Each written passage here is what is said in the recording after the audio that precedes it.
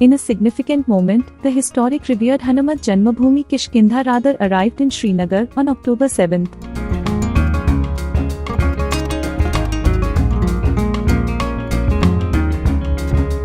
The event symbolizes a blend of spiritual devotion and cultural unity, attracting people from various communities to celebrate the divine presence of Lord Hanuman. Hanuman Chalisa was played at Srinagar's Lal Chowk, signifying the peace and harmony in Kashmir.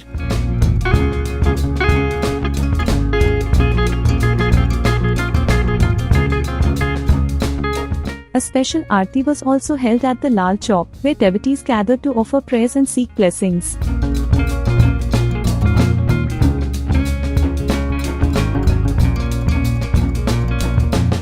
The Radar's arrival in Srinagar highlights the region's participation in religious festivities that traverse the country. ये पूजा इसीलिए हो रही है, माँ भगवती की नवरात्रि है, शक्ति स्वरूपिणी।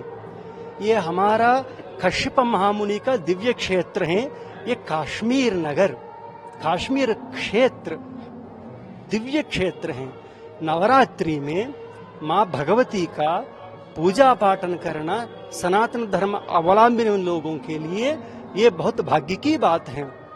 अभी हमारा ये काश्मीर क्षेत्र में काश्मीर सर्वज्ञ शारदा पीठ में शारदांबा विराजमान है।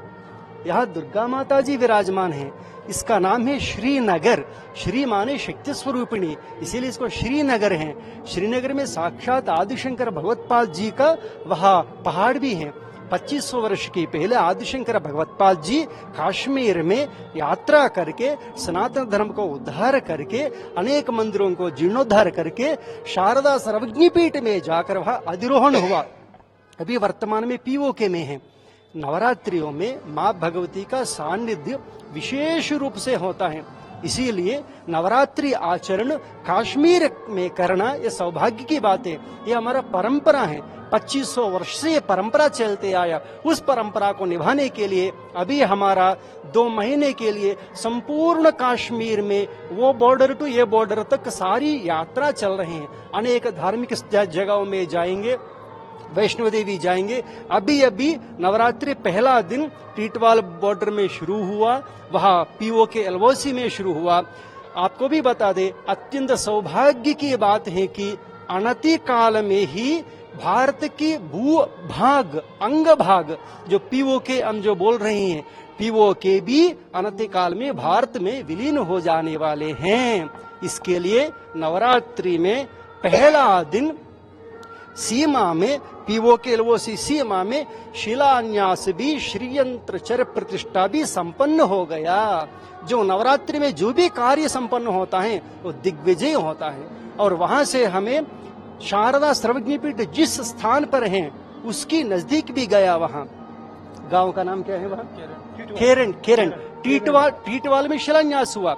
अभी हमारा लक्ष्य है कि अखंड भारत भूभाग की जो परिकल्पना उस समय से लोग जीते थे उसको पुनः प्राप्त करना। उसमें पहली कदम है कि पीओके को हमारा भारत भूभाग में विलीन करना। क्योंकि आप क्यों पूछिए, वहां हमारा माता का स्थान है। शारदा माता का सर्वज्ञ पीठ कहाँ है? सन्यासी लोगों के लिए तो माँ भगवती ही माता है। हमारे लिए आदिशंकर भगवत्पाद जी शारदा सर्वज्ञ पीठ में 2500 वर्ष के पहले वहां जाकर दक्षिण द्वार खोलकर माँ भगवती से शास्त्रार्थ करके दुनिया में सबसे बड़ा वहाँ विश्वविद्यालय थे। वेद वेदांत गुरुकुल इत्यादि वहाँ पाठ पढ़ाए होते थे। अभी उसको जीर्णोद्धार करने के लिए श्रीयंत्र भी प्रतिष्ठा भी संपन्न हो गया। और उसके साथ साथ संपूर्ण बॉर्डर में हमें संचार कर रहे हैं। अभी हमारा सौभाग्य की बात है कि 370 जो हटने की बाद कोई इतिहास में सोचा लाल चौक में यहाँ ऐसे हनुमान चालीसा का पाठ होता है करके कोई सोचा? ये भगवती का अनुग्रह है। अभी आपको भी आश्चर्य होगा जब हमें पीओके को जो जीर्णोद्धार करके प्रक्षालन करके सारी वापस लेने के लिए शिलान्यास पूजा कर दिया 3 दिन, तब हमें बॉर्डर में गया।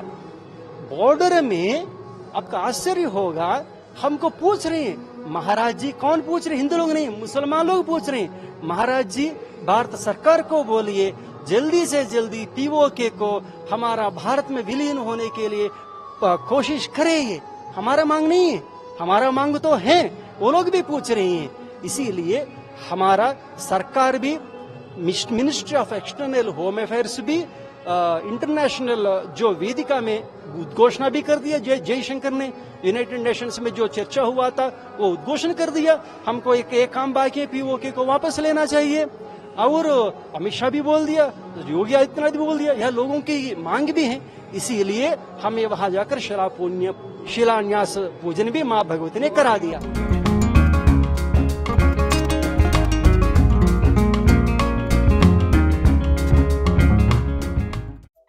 Subscribe to Midday India. Get direct notifications on all our videos by clicking on the bell icon.